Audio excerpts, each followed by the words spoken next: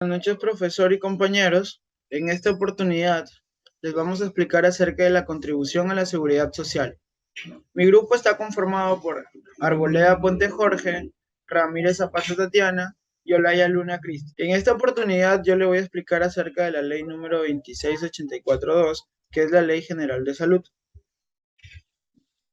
La Ley General de Salud nos dice que la salud es condición indispensable del desarrollo humano y médico fundamental para alcanzar el bienestar individual y colectivo. La protección de la salud es de interés público, por tanto, es responsabilidad del Estado regularla, vigilarla y protegerla. Toda persona tiene derecho a la protección de su salud en los términos y condiciones que establece la ley. El derecho a la protección de la salud es irrenunciable. El concebido es sujeto de derecho en el campo de la salud. La salud pública es responsabilidad primaria del Estado. En la Ley General de la Salud tenemos 6 títulos. Te voy a explicar cada uno de ellos. El primer título es Derechos, deberes y responsabilidades concernientes a la salud individual. Nos dice que toda persona tiene el derecho al libre acceso a prestaciones de salud, derecho a la atención médica quirúrgica de emergencia. Ninguna persona puede ser sometida a tratamiento médico quirúrgico sin su consentimiento. Derecho a recibir órganos donados de personas y animales. Toda persona tiene el derecho a elegir libremente el método anticonceptivo de su preferencia. Toda persona tiene derecho a ser debida y oportunamente informada. Derecho a tratamiento y a rehabilitación para las personas con discapacidad física y mental. El segundo título nos dice de los deberes, restricciones y responsabilidades en consideración a la salud de terceros. El capítulo número 1 nos dice del ejercicio de las profesiones médicas y afines de las actividades técnicas y auxiliares en el campo de la salud. El capítulo número 2 nos habla de los establecimientos de salud y servicios médicos de apoyo. El capítulo número 3 nos habla de los productores farmacéuticos y de los recursos terapéuticos naturales. El capítulo 4 nos habla del control nacional e internacional de las enfermedades transmisibles. El capítulo número 5 nos habla de los alimentos y bebidas, productos cosméticos y similares, insumos, instrumental y equipo de uso médico, quirúrgico u odontológico, ¿no? Productos sanitarios y productos de higiene personal y doméstica. El capítulo número 6 nos habla de las sustancias y productos peligrosos para nuestra salud. El capítulo número 7 nos habla de la higiene y seguridad de los ambientes de trabajo. Y por último, el capítulo número 8 nos habla de la protección del ambiente para la salud. Luego tenemos el tercer título, que es del fin de la vida de la persona. La muerte pone fin a la persona.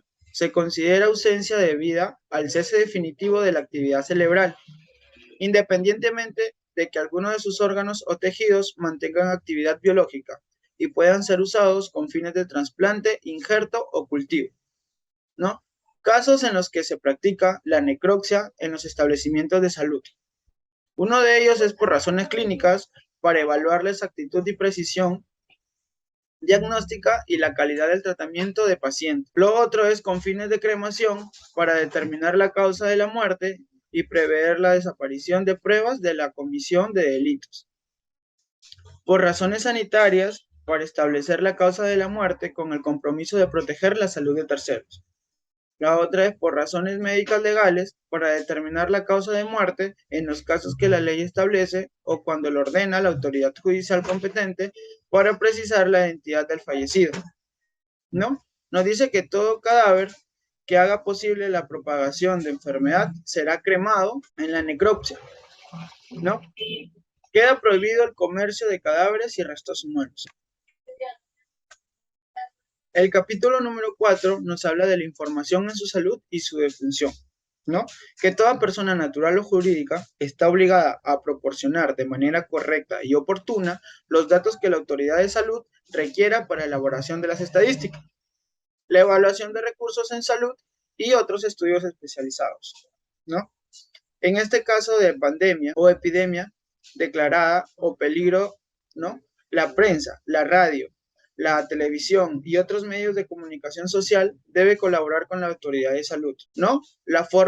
Esta es la forma que el Poder Ejecutivo lo dispone. Es obligación de la autoridad de salud competente advertir a la población por los canales y médicos más convenientes, ¿no? Y que más acuden, las personas que más miran, sobre los riesgos y daños que ocasionan o pueden ocasionar a la salud determinados productos, sustancias o actividades. La información, ¿no? La propaganda y la publicidad que se refiere a la salud, al tratamiento de enfermedades, a la rehabilitación, al ejercicio de las profesiones de la salud y servicios a que se requiere esta ley, no debe inducir conductas, prácticas o hábitos nocivos que impliquen riesgo para la salud física o mental, ni desvirtuar o contravenir las disposiciones que en materia de prevención, tratamiento o rehabilitación de enfermedades establece la autoridad de salud.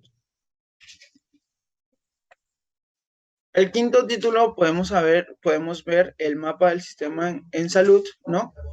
Y, disculpen, la autoridad de la salud ejercen los órganos del Poder Ejecutivo y los órganos descentralizados de gobierno, de conformidad con las atribuciones que les confieren sus respectivas leyes de organización y funciones, leyes orgánicas o leyes especiales en el campo de la salud. La autoridad de salud de nivel nacional es el órgano especializado del Poder Ejecutivo, ¿no? Que tiene a su cargo la dirección y gestión de la Política Nacional de Salud y actúa como la máxima autoridad normativa en la materia de salud. La autoridad de salud podrá solicitar el auxilio de fuerza pública para asegurar el cumplimiento de las disposiciones y medidas que adopten en su resguardo de salud.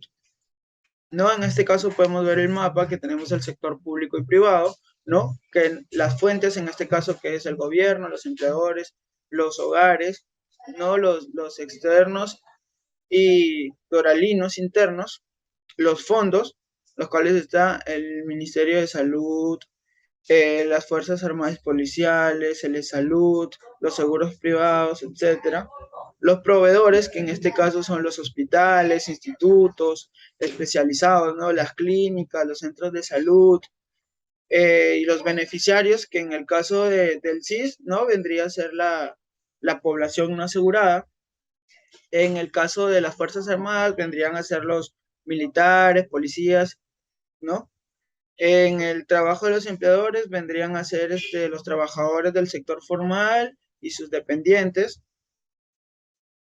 En el caso de los seguros privados venían a ser la población con capacidad de pago, y etcétera. Por último, y no menos importante, nos dice de las medidas de seguridad, infracciones y sanciones. Capítulo 1 dice, las medidas de seguridad.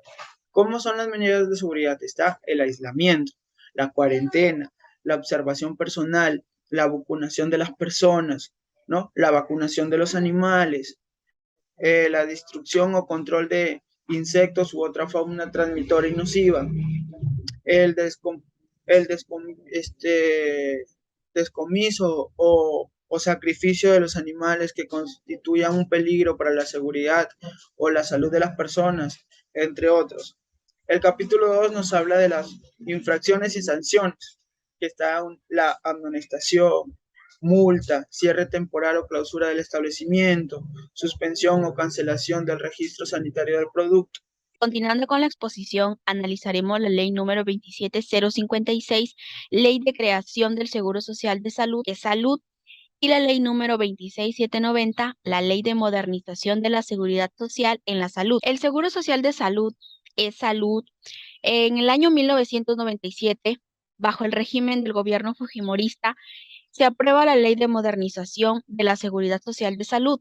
Posteriormente a ello, el 30 de enero de 1999, mediante la ley número 27056, se crea el Seguro Social de Salud, salud, que es el ente encargado de las prestaciones de salud a los asegurados y sus derechohabientes. salud tiene por finalidad dar cobertura a los asegurados y sus derechohabientes a través del otorgamiento de prestaciones de prevención, promoción, recuperación, rehabilitación, prestaciones económicas y prestaciones sociales que corresponden al régimen contributivo de la seguridad social en salud así como otros seguros de riesgos humanos.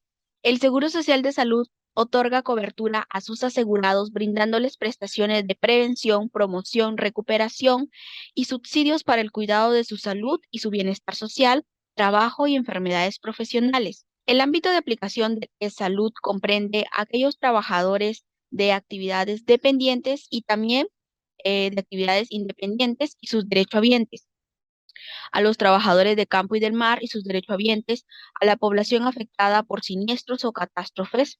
También incluye a los pensionistas y sus derechohabientes, las personas con discapacidad física y mental, las personas que carecen de ingresos, las personas que se afilian voluntariamente, aquellas personas que sufren pena privativa de la libertad, los trabajadores que prestan servicios al Estado en el extranjero, los extranjeros que ingresan al país en calidad de turistas, aquellas personas que prestan servicios voluntarios no remunerativos a favor de la comunidad, incluyendo a quienes integran organizaciones sociales que brindan apoyo a la A los población de escolares escasos universitarios. recursos y estudiantes de institutos superiores no universitarios, aquellas personas que se dedican exclusivamente a las tareas de su hogar y también a los artistas.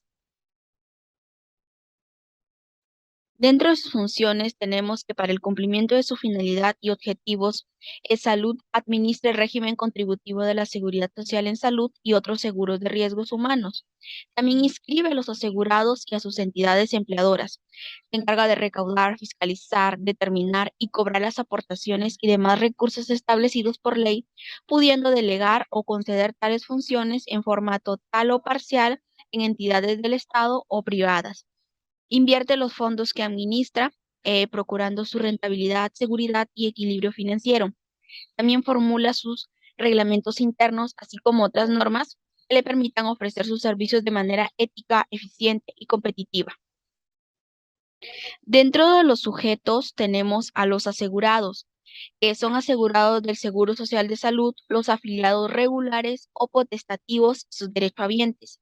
Los aportes por afiliación al Seguro Social de Salud son de carácter mensual. Dentro de los asegurados tenemos los afiliados regulares, aquellos trabajadores activos que están afiliados obligatoriamente y estos laboran bajo la relación de dependencia o en calidad de socios en el caso de cooperativas de trabajo. También los pensionistas que perciben pensión de jubilación, incapacidad o de sobrevivencia. Tenemos a los afiliados potestativos, que son aquellas personas que no están comprendidas en el párrafo anterior. Estas se afilian bajo la modalidad de asegurados potestativos en las instituciones prestadoras de servicio de la salud o en la entidad prestadora de salud de su elección. Tenemos a los derechohabientes, que son la o el cónyuge o concubina o concubino, también los hijos menores de edad y mayores que son capacitados en forma total y Tenemos permanente las para el entidades trabajo e empleadoras, que se incluye la entiende por cobertura de entidades los hijos desde empleadoras a las iniciada la empresas e concepción. instituciones públicas o privadas que emplean trabajadores bajo relación de dependencia, las que pagan pensiones y las cooperativas de trabajo. Ahora tenemos el registro y afiliación. El registro de entidades empleadoras y la inscripción de los afiliados regulares se realiza ante la institución prestadora de servicios de salud en la forma y en los plazos establecidos. Es obligación de las entidades empleadoras registrarse como tales ante estas instituciones, además de realizar la inscripción de los afiliados regulares que de ellas dependan, así como informar tanto el cese, la suspensión de la relación laboral y las demás ocurrencias. Estas entidades pues registran y declaran a sus trabajadores ante SUNAT a través del registro de información laboral conocido como T-Registro. El trabajador comunica a su empleador de forma oportuna, veraz y completa los datos de sus derechohabientes, así como los documentos sustentatorios. La inscripción de los afiliados potestativos se realiza bajo la forma y condiciones señaladas en los reglamentos. Ahora veremos los aportes. Se clasifican en afiliados regulares en actividad, incluyendo tanto a los que laboran bajo la relación de dependencia como los socios de cooperativas. Este aporte equivale al 9% de la remuneración o ingreso. Es de cargo de la entidad empleadora que debe declararlos y pagarlos ante las instituciones prestadoras de servicio a la salud dentro de los 5 días del mes siguiente a aquel en el que se devengaron las remuneraciones afectas. También tenemos a los afiliados regulares pensionistas. El aporte de los pensionistas equivale al 4% de la pensión. Es de cargo del pensionista, siendo responsabilidad de la entidad empleadora la retención, declaración y pago a las instituciones prestadoras de servicios de salud. Estos se hacen dentro de los primeros 5 días del mes siguiente a aquel en que se devengaron las pensiones afectas. También tenemos a los afiliados potestativos. Nos dice que el aporte de los afiliados potestativos es el que corresponde al plan elegido por cada afiliado. Tenemos los beneficios. Entre ellos tenemos a las prestaciones, prestaciones de prevención, promoción y atención de la salud, prestaciones de bienestar y promoción social, prestaciones en dinero correspondientes a subsidios por incapacidad temporal y maternidad, y también tenemos a las prestaciones por sepelio. También tenemos como beneficio a los derechos de cobertura, que nos dice que los afiliados y sus derechos habientes tienen el derecho a las prestaciones del Seguro Social de Salud siempre y cuando aquellos cuenten con 3 meses de aportación consecutivos. En un accidente solo basta que exista afiliación. Tenemos también a los derechos especiales de cobertura por desempleo. El derecho a las prestaciones durante un periodo de latencia no menor de 6 meses ni mayor de 12, siempre que se cuente con un mínimo de 30 meses de aportación durante los 3 años precedentes al cese. También tenemos los derechos de subsidio, que entre ellos están los subsidios por incapacidad temporal y también los subsidios por maternidad. Tenemos la tasa, declaración y pago. Cuando hablamos de salud, tenemos para los trabajadores dependientes el Seguro Social de Salud, que es administrado por eSalud, las EPS, que son las entidades prestadoras de salud para el régimen privado, y el Seguro Integral de Salud, SIS, que es el seguro público. En este cuadro se muestra la clasificación. El Seguro Social de Salud es administrado por eSalud y su centro de atención son los hospitales o centros médicos. El monto de aportación es el 9% y quien aporta es el empleador. Para el caso de las entidades prestadoras de servicio, es administrado por las entidades privadas, que son las clínicas o centros médicos privados. El centro de atención son las clínicas particulares y el monto de aportación para el salud es el 0.5% y para las entidades prestadoras de servicio el 2.5%. ¿Quién aporta? El empleador. El SIS, que es el Seguro Integral de Salud, es administrado por SIS. Los centros de atención son los hospitales del MINSA, centros de salud del gobierno regional o municipales y otros establecimientos con convenios. El monto de aportación es de 15 soles y quien lo aporta es el empleador. Bien, ahora tenemos que para los trabajadores dependientes, pues la persona es libre de escoger si aporta tanto al seguro de salud o los seguros privados de salud o al SIS semicontributivo, eligiendo el plan que mejor le beneficie.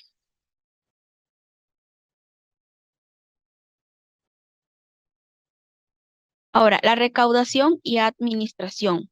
Los aportes señalados tienen carácter de aportaciones de seguridad social. Tanto la recaudación, fiscalización y cobranza coactiva son realizados por las instituciones prestadoras de servicio de salud, pudiendo delegar dichas funciones en forma total o parcial en entidades públicas o privadas.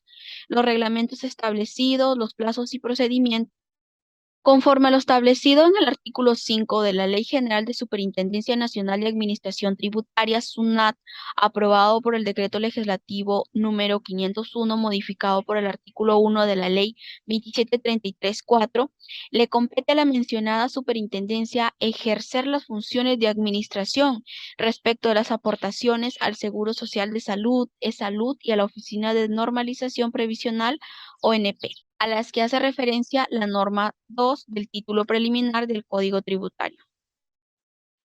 Las prestaciones económicas.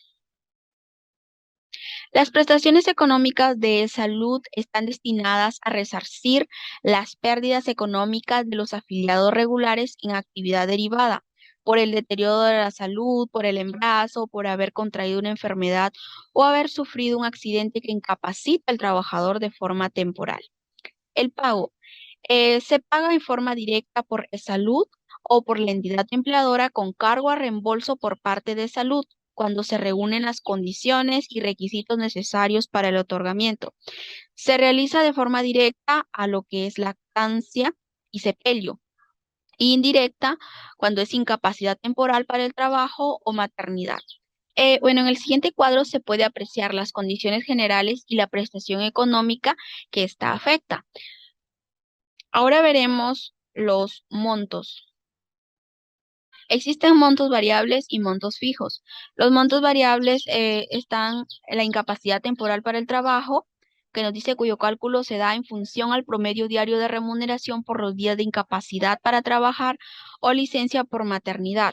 También tenemos el sepelio, que es la sumatoria de los gastos de sepelio sustentados hasta un monto tope determinado.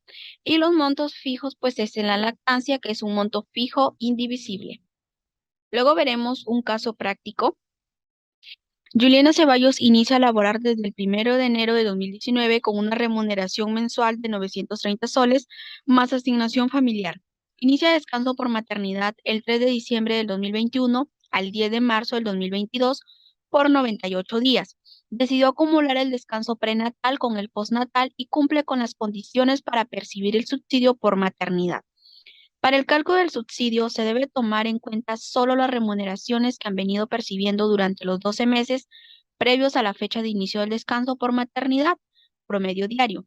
En este cuadro se puede apreciar las 12 remuneraciones previas a la fecha de inicio del descanso, es decir, de diciembre del 2020.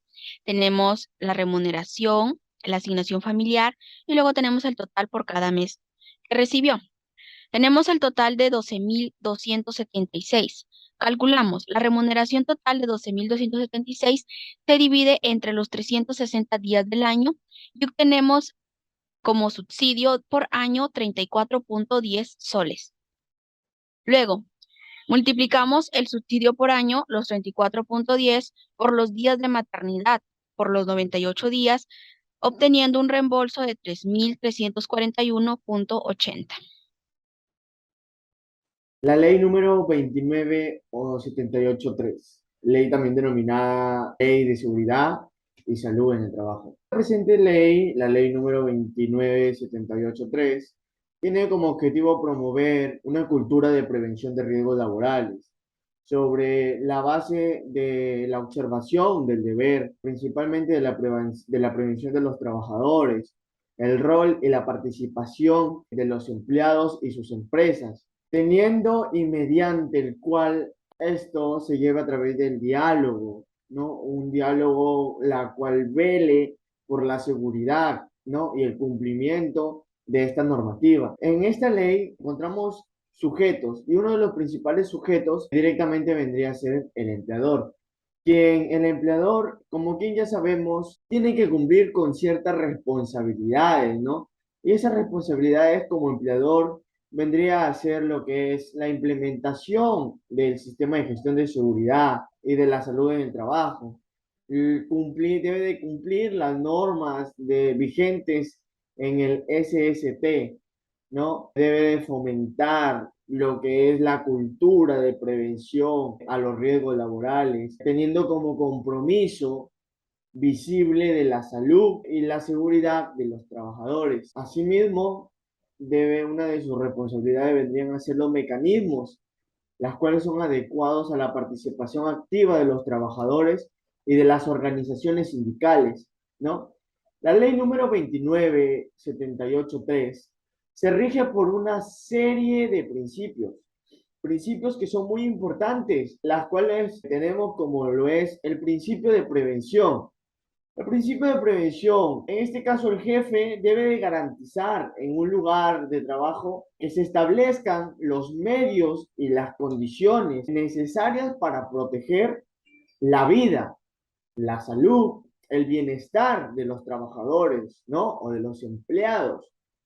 Además de los no teniendo un vínculo laboral, prestan servicios, trabajan de manera independiente o se encuentran dentro del ámbito del centro de labores, ¿no? Otro de los principios también tenemos lo que es el principio de la responsabilidad. En este caso, el jefe debe de asumir las implicaciones económicas, legales y de cualquier otra índole ¿Para qué? Para consecuencia de un accidente o de una enfermedad que sufra cualquiera de sus trabajadores, ¿no? O que sufre el trabajador en cuanto al desempeño de sus funciones en consecuencia de él. Entonces, también tenemos un principio denominado principio de corporación, donde el Estado, los jefes y los trabajadores, además de las organizaciones, deben establecer, pero deben establecer ¿qué? Deben establecer mecanismos que garanticen y que permanezcan en cuanto a la colaboración y la coordinación de la materia de seguridad y de salud en el trabajo. Otro principio también vendría a ser el principio de información y de capacitación. En este, las empresas sindicales y los trabajadores deben de recibir por parte de los jefes una adecuada información y capacitación preventiva, las cuales se desarrollen en énfasis a lo que se potencialice, propiamente dicho, ¿no? En este caso, teniendo en cuenta el peligro de la vida y de la salud de los trabajadores, y no solamente de ellos, sino también de su familia. También tenemos el principio de gestión integral, donde todo jefe, en este principio, todo jefe debe de promover e integrar la gestión de la seguridad y de la salud en el trabajo y en la gestión general de la organización dentro de la estructura organizacional, ¿no? Como otro principio también tenemos el principio de la atención integral en salud. En este caso, los trabajadores que sufran algún accidente, algún incidente o enfermedad ocupacional tienen derecho a las prestaciones de salud necesarias, ¿no? Y suficientes hasta la recuperación y su rehabilitación de estos mismos.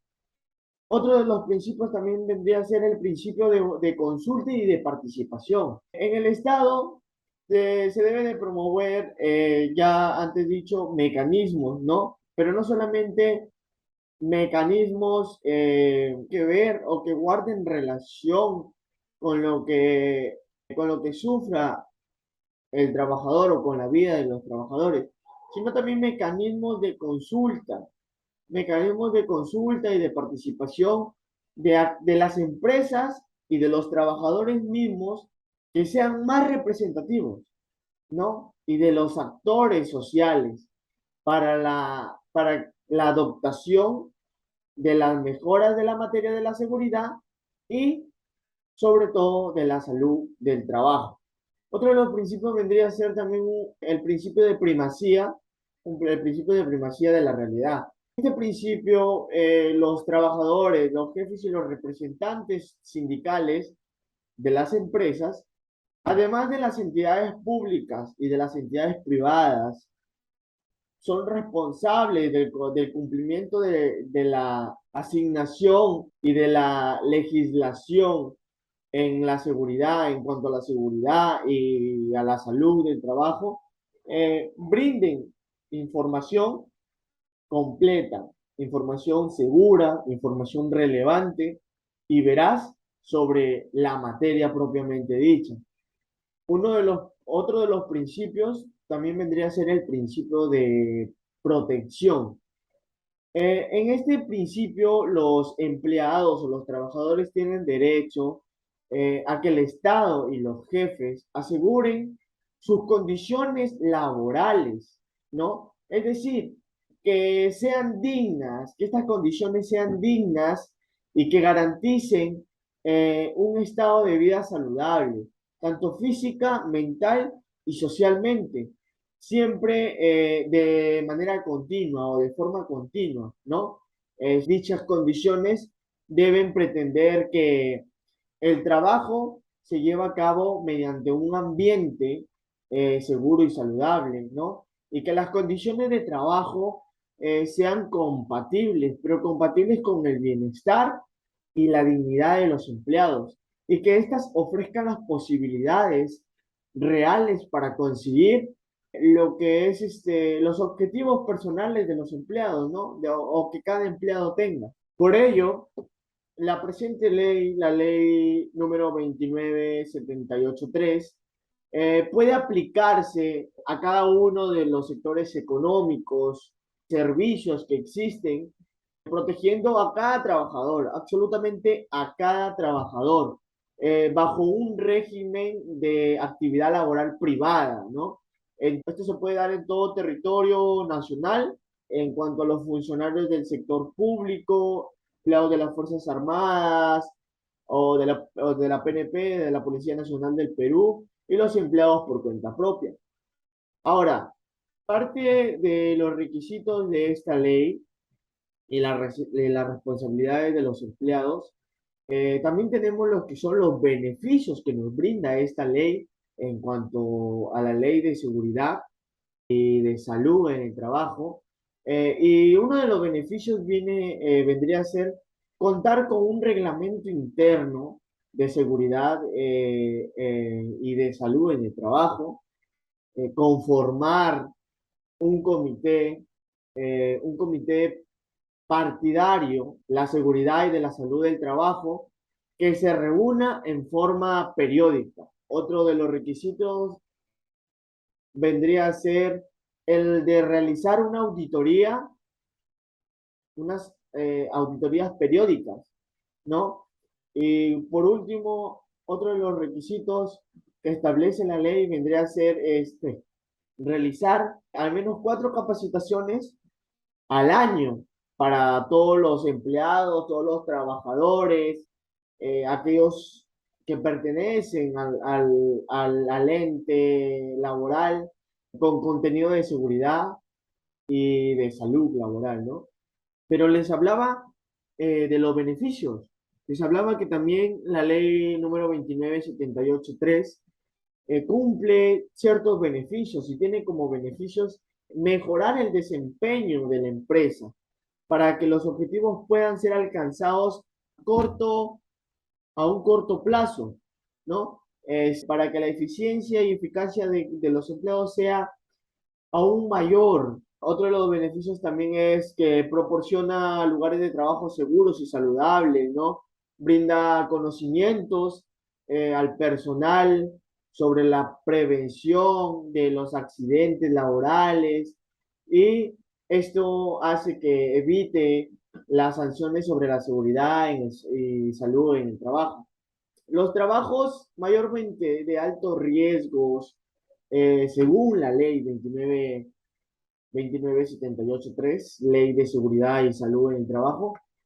Bueno, dentro de estos trabajos comprendidos como de alto riesgo, son son aquellos trabajos que tienen que ver con altura, ¿no? Con espacios confinados, trabajos que tengan que ver con zonas calientes, con manipulación de materiales peligrosos, explosivos, etcétera. Trabajos también con energía eléctrica, excavaciones, zanjas, entre otros, ¿no? Y por último, el reglamento de la ley número 29783 establece que el accidente de trabajo es todo suceso repentino, sobrevenga por causa de una ocasión del trabajo y que esto produzca que el trabajador sufra una lesión orgánica y una perturbación funcional, ya sea una invalidez o una muerte. Por ello, debemos de estar altamente capacitados e informados acerca de los beneficios, de los requisitos y de las responsabilidades que como empleados y como trabajadores debemos de tener para evitar este tipo de accidentes dentro de nuestro ambiente laboral. Muchas gracias.